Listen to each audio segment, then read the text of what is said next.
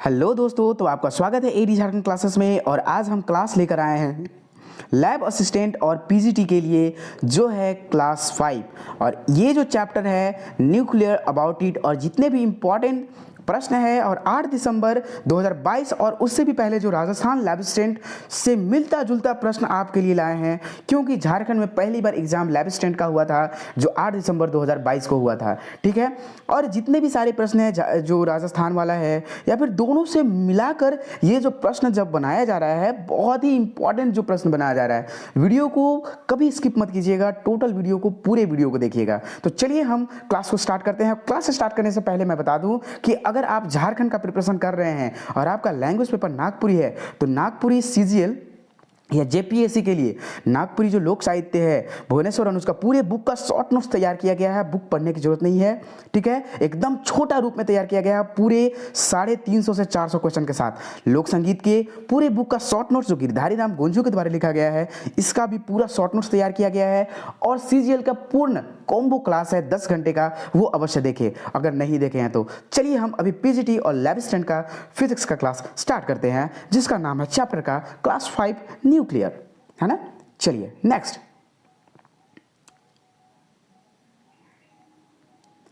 तो है ये नाभिक, ठीक है।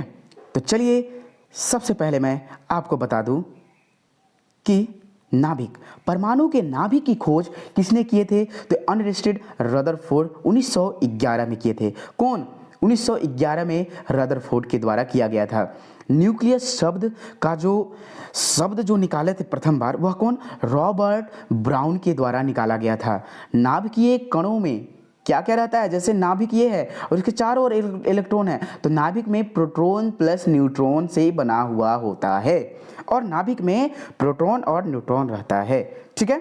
नेक्स्ट चलिए, इलेक्ट्रॉन नाभिक के चारों ओर निश्चित कक्षाओं में घूमते हैं, ठीक है, और घूमते रहते हैं। h/2π रहता है सिर्फ 8 सेकंड के लिए, ठीक है, 8 सेकंड के लिए ऊपर जाते हैं और फिर वो अपने जगह पर वापस आ जाते हैं। चलिए, नाभिक की त्रिज्या कितनी होती है?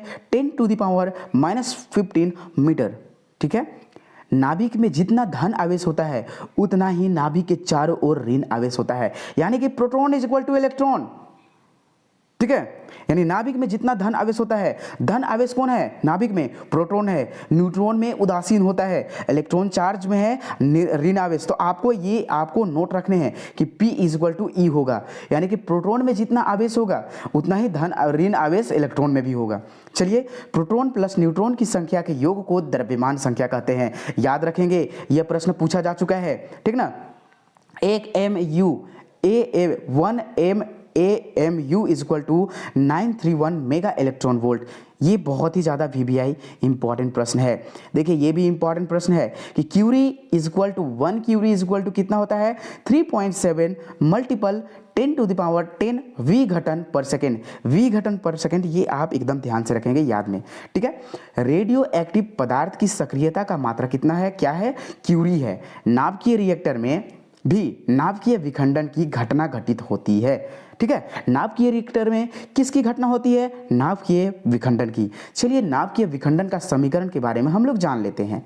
देखिए, तो भारी तत्वों के परमाणुओं पर न्यूट्रॉनों की बमबारी की जाती है, तो भारी तत्व 2 बराबर भागों में हल्के तत्वों में टूट जाता है। इसमें बहुत अधिक ऊर्जा उत्सर्जन होता है। इस प्रकार किसी भारी तत्व का हल्के तत्वों में टूटने की प्रक्रिया क्या कहलाता है? नाभिकीय विखंडन कहलाता है, ठीक है। तो चलिए हम लोग देखते हैं नाभिकीय विखंडन का समीकरण, है ना। ये समीकरण को याद रखेंगे, ठीक है। तो उससे पहले मैं आपको बता दूं कि ये इंपॉर्टेंट नोट्स थोड़ा सा देख लेते हैं। 92 यूरेनियम 235, इसमें यू से हो गया यूरेनियम ना, और कौन क्या है अभी हम लोग जानते हैं। तो यूरेनियम में परमाणु क्रमांक, देखिए ये वाला परमाणु क्रमांक कहलाता है 92, ठीक है। और न्यूक्लियोनों की संख्या जो है कितनी है? 235 है, यानी कि ऊपर जो है न्यूक्लियोनों की संख्या है।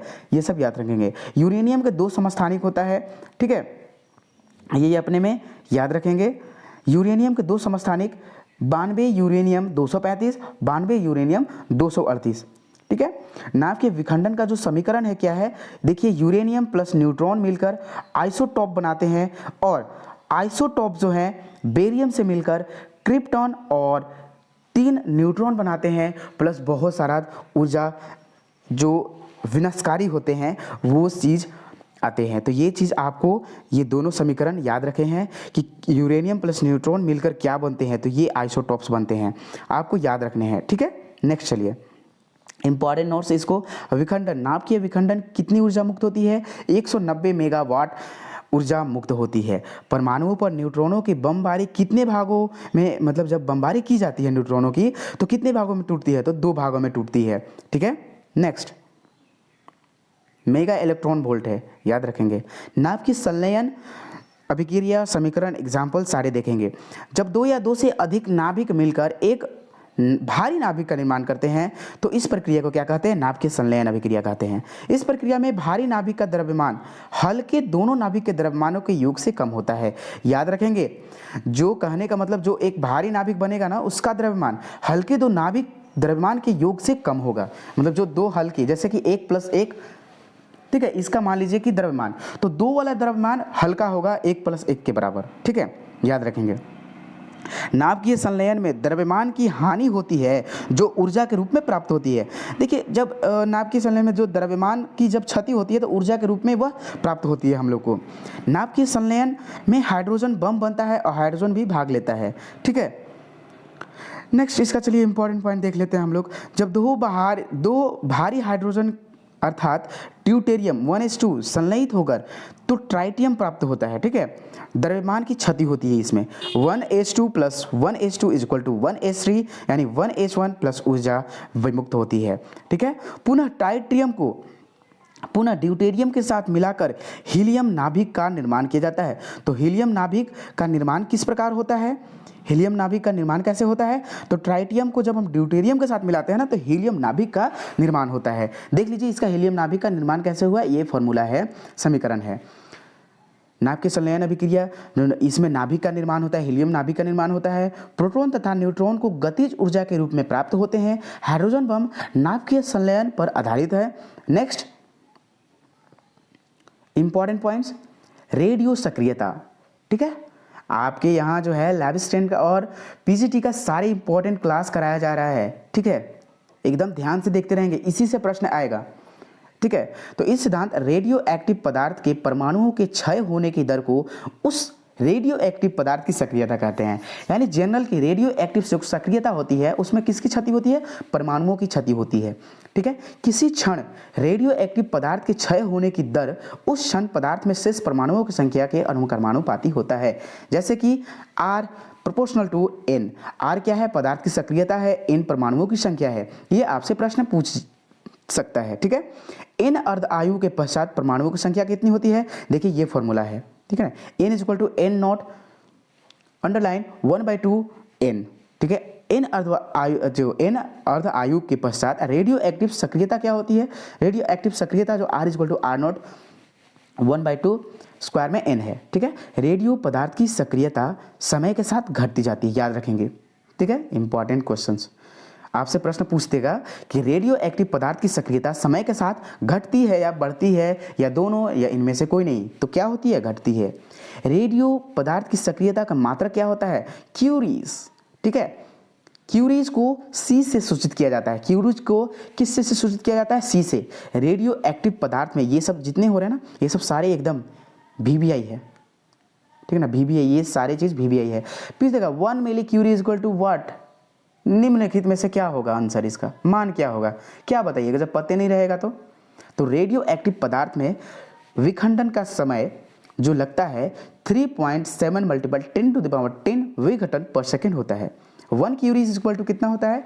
3.7 × 10⁻10 विघटन पर सेकेंड। 1 मिली क्यूरीज = कितना होता है? 3.7 × 10⁻9 विघटन पर सेकेंड। चलिए, तो सारे इंपॉर्टेंट पॉइंट्स होते जा रहे हैं। अभी हम लोग और देखेंगे। माइक्रो क्यूरीज, 1 माइक्रो क्यूरीज = 3.7 × 10⁻10 विघटन पर सेकेंड। ये सारे इंपॉर्टेंट हो रहे हैं। सक्रियता का SI मात्रक बेकरल होता है। ठीक है, 1 बेकरल = 1 विघटन पर second. 1 curies = 3.7 × 10⁻10 becquerel. Radioactive पदार्थ की अर्ध आयु क्या होती है? तो अर्ध आयु का जो आपको फॉर्मूला पूछ देगा, फार्मूला या फिर इस पर न्यूमेरिकल्स पूछेगा, तो फॉर्मूला याद रहेगा तब तो न्यूमेरिकल्स बनाइएगा। तो t is equal to log e square divided by lambda, ये 6 नियतांक है, याद रखेंगे। ये फॉर्मूला देकर लैम्डा आपसे पूछ सकता है कि लैम्डा क्या चीज़ होता है, लैम्डा क्या कहलाता है, तो ये 6 नियतांक है। अगर ये लॉग ई का मान आपको स्क्वायर का मान नहीं पता है तो t इज इक्वल टू आप डायरेक्टली इसको याद रख लीजिए, आपका तुरंत या तो समय काल याद रख लेंगे, अर्ध आयु ज्ञात कर लेंगे, या तो ये लैम्डा आप 6 नियतांक ज्ञात कर लेंगे जब आपको पता रहेगा ये वैल्यू तब। ठीक है, तो ज़्यादा अच्छा रहेगा कि ये वाला वैल्यू याद रखेंगे। ठीक है ना। नाभिकीय संरचना, अल्फा कण का प्रकीर्णन का प्रयोग होता है। नाभ की संरचना की क्या क्या होता है, चलिए इसके बारे में हम लोग जानते हैं। परमाणु का समस्त धन आवेश परमाणु के केंद्र में एकत्रित रहता है, जिसको नाभिक कहते हैं हम लोग। जैसे कि नाभिक में प्रोटॉन प्लस न्यूट्रॉन रहता है, इलेक्ट्रॉन जो है उसके चारों ओर चक्कर काटते रहता है। ठीक है, ऐसे ऐसे। नाभिक की त्रिज्या 10⁻⁻15 मीटर होता है। परमाणु की त्रिज्या 10⁻10 मीटर होता है। नाभिक की त्रिज्या परमाणु की त्रिज्या के 10,000वें भाग के बराबर होती है, याद रखेंगे। रदरफोर्ड प्रोटॉन के बारे में बोले हैं 2019 में, 1919 में खोजा है, और बोले हैं प्रोटॉन का द्रव्यमान हाइड्रोजन के नाभिक के द्रव्यमान के बराबर होता है। रदरफोर्ड क्या बोले हैं कि प्रोटॉन का द्रव्यमान हाइड्रोजन के नाभिक के द्रव्यमान के बराबर होते हैं। ठीक है, नेक्स्ट पॉइंट की ओर चलते हैं हम लोग। परमाणु के नाभिक में प्रोटॉन उपस्थित रहता है। परमाणु के नाभिक में उपस्थित प्रोटॉन इस परम, ठीक है, इस परम के परमाणु क्रमांक के बराबर होता है। ठीक है, न्यूट्रॉन की खोज किसने किया था? तो 1932 में। ये सारे प्रश्न पूछा जा सकता है, याद रखेंगे। सारे इंपॉर्टेंट क्लास हो रहे हैं। बार बार ये क्यों बोल रहे हैं आप लोग को पता है? क्योंकि आप लोग क्लास को देखते देखते बोर हो जाते होंगे, ठीक है ना, लेकिन बोर नहीं होने देंगे, क्योंकि यह जो क्लास है सिर्फ 15-20 मिनट का यही क्लास चल रहा है। ठीक ना, ज़्यादा देर तक तो चल नहीं रहा है। तो न्यूट्रॉन की खोज किसने किया था? 1932 में जेम्स चैडविक। इसमें आवेश नहीं होता है। न्यूट्रॉन का द्रव्यमान प्रोटॉन के द्रव्यमान के बराबर होता है, याद रखेंगे। यहाँ द्रव्यमान है, आवेश नहीं बोल रहे हैं। ठीक है, तो न्यूट्रॉन का जो द्रव्यमान होता है प्रोटॉन के द्रव्यमान के बराबर होता है। प्रोटॉन और न्यूट्रॉन मिलकर नाभिक का निर्माण करते हैं, या फिर रूप लेता है, या फिर नाभिक में प्रोटॉन प्लस न्यूट्रॉन रहता है। ठीक है, चलिए अब हम लोग नाभिक का आकार जान लेते हैं। तो R is equal to R0 A 1/3। अगर परमाणु गोलाकार हो तो ये फॉर्मूला होता है। ठीक है, R0 का मान क्या होता है? यहाँ जो है R0 का मान 1.2 × 10⁻⁻15 मीटर के लगभग होता है। ठीक है, नाभिक की त्रिज्या भिन्न भिन्न परमाणुओं के लिए भिन्न भिन्न होता है। ये देखिए, ये इंपॉर्टेंट नोट्स है ना। न्यूक्लियनों की संख्या is equal to proton plus न्यूट्रॉनों की संख्या होती है। ठीक है, चलिए नेक्स्ट जो पॉइंट है ये भी देख लेते हैं। नाभिकीय बल। तो नाभिकीय बल दो प्रकार का होता है, एक प्रबल नाभिकीय बल होता है, एक दुर्बल नाभिकीय बल होता है। इसे भी याद रखेंगे। प्रबल नाभिकीय बल में नाभिक के भीतर प्रोटॉन प्लस न्यूट्रॉन एक साथ बंधे रहते हैं। चलिए, तो प्रबल नाभिकीय बल का गुण पढ़ लेते हैं, और यही गुण आपको आता है। तो ये गुण आपका VVI है। ठीक है, आपसे पूछ देगा कि निम्न में से प्रबल नाभिकीय के गुण कौन कौन से हैं। तो देखिए, ये प्रबल नाभिकीय गुण आवेश पर निर्भर नहीं करते हैं। दूसरा, प्रबल नाभिकीय बल विद्युत चुंबकीय बल की तुलना में 100 गुना अधिक प्रबल होता है। किसके तुलना में? विद्युत चुंबकीय बल की तुलना में, याद रहे। तीसरा पॉइंट क्या है? नाभिकीय बल कम परास का होता है। ये जो नाभिकीय प्रबल है ना, ये कम परास का होता है, कम परास होता है। ठीक है, नाभिक से दूर जाने पर यह बल लगातार घटता जाता है। यानी कि प्रबल नाभिकीय बल प्रोटॉन प्लस न्यूट्रॉन, तो प्रबल नाभिकीय बल रहता है, और जैसे ही नाभिक से दूर जाते रहता है तो इसका जो है ना ये क्षय हो जाता है। ठीक है, एनर्जी है सो क्षय, यानी कि घटते जाता है। तो ये जो आपका एक पॉइंट्स है, एकदम आने वाला प्रश्न है। ठीक ना, कि जब नाभिकीय प्रबल में नाभिकीय प्रबल, ठीक है, प्रबल नाभिकीय बल में जब नाभिक से दूर जाते हैं, ठीक है ना, तो जो एनर्जी है, ऊर्जा है, बल है, घटता है या बढ़ता है? तो घटता है। नेक्स्ट, दुर्बल नाभिकीय बल के बारे में चलिए जानते हैं। तो गुरुत्वाकर्षण बल से यह प्रबल होता है। दुर्बल नाभिकीय बल किससे प्रबल होता है? तो गुरुत्वाकर्षण बल। ठीक है, विद्युत चुंबकीय बल तथा नाभिकीय बलों के से कमजोर होता है। गुरुत्वाकर्षण बल से तो प्रबल होता है दुर्बल नाभिकीय बल, लेकिन विद्युत चुंबकीय तथा नाभिकीय बलों से कमजोर होता है। तो कमजोर किससे होता है? विद्युत चुंबकीय बल और नाभिकीय बलों से। ठीक है, नेक्स्ट, रेडियस रेडियो एक्टिव नाभिकीय नाभिक से बीटा 6 में कार्य करने वाला बल दुर्बल नाभिकीय बल होता है। फिर से मैं बता दूं, नोट यहाँ क्या है, रेडियो एक्टिव नाभिक से जो बीटा 6 होता है ना, वो कार्य करने वाला बल ही दुर्बल नाभिकीय बल होता है। ठीक है, तो चलिए इसके गुण हम लोग देख लेते हैं। नाभिकीय बल विद्युत बल नहीं होता, नाभिकीय दुर्बल बल में विद्युत बल नहीं होता है। ठीक है ना, नाभिकीय बल अत्यंत प्रबल होता है, नाभिकीय बल में आकर्षण बल होता है, दुर्बल नाभिकीय बल में आकर्षण बल होता है। ठीक है, चलिए प्रोटॉनों की संख्या के आधार पर 3 भाग कौन कौन से, समस्थानिक, समप्रोटॉनिक। परमाणु क्रमांक इसमें समान होता है, द्रव्यमान संख्या भिन्न भिन्न होते हैं। याद रखेंगे, परमाणु क्रमांक समान, समस्थानिक का अगर फॉर्मूला आपसे पूछे या फिर परिभाषा पूछे तो जिसमें परमाणु क्रमांक समान और द्रव्यमान संख्या भिन्न भिन्न रहता है, इसी क्या कहा जाता है, समप्रोटॉनिक कहा जाता है। और इसमें प्रोटॉनों की संख्या समान रहती है, जैसे 1s2, 1s1, 1s3। समभारी किसे कहते हैं, जिसमें परमाणु क्रमांक भिन्न भिन्न, द्रव्यमान संख्या समान होते हैं। ठीक है, जैसे 18Ar40 और 20 कैल्शियम 40, यानी कि ये देखिए द्रव्यमान संख्या समान है, ऊपर वाला और नीचे वाला परमाणु क्रमांक अलग अलग है। सम न्यूट्रॉनिक, ठीक है, परमाणु क्रमांक तथा द्रव्यमान संख्या दोनों भिन्न भिन्न होता है, लेकिन इसमें न्यूट्रॉनों की संख्या समान होती है। ठीक है, जैसे example 1s3 2 helium 4। Next point की ओर चलते हैं हम लोग। इलेक्ट्रॉन की खोज किसने किया? 1897 में जे थॉमसन, आधुनिक भौतिकी का जिन्हें जनक कहा जाता है, जे थॉमसन को, इन्होंने ही खोज किया था। इलेक्ट्रॉन पर आवेश कितना होता है? 1.6। ये सब सारे प्रश्न पूछ देता है। ठीक है, ये सारे VVI है ना। तो इलेक्ट्रॉन पर आवेश कितना होता है? 1.6 × 10⁻⁻19 कूलम। द्रव्यमान कितना होता है? 9.1 × 10⁻⁻13 किलोग्राम।